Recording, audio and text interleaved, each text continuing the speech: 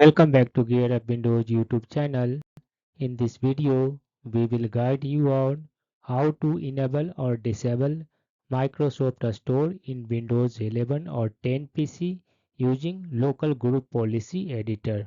For this, first click on this start button and search for local group policy editor or type gpedit.msc in the search results. Click on this edit group policy or gpedit.msc. In group policy editor window, you need to navigate to this computer configuration, then double click on this administrative templates, then double click on Windows components, then scroll down and select a store. On the right sidebar, you will find a policy name.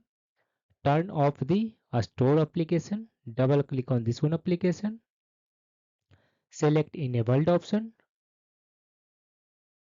Then click on this apply button. Then click on this OK button. Now close the local group policy editor and restart your PC once to apply the changes. After restarting your PC, Microsoft Store should not work anymore on your Windows PC.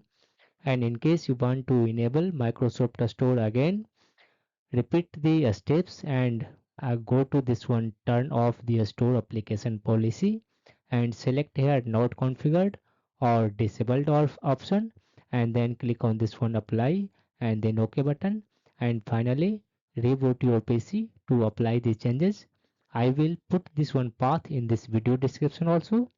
In case you need it, you can utilize that.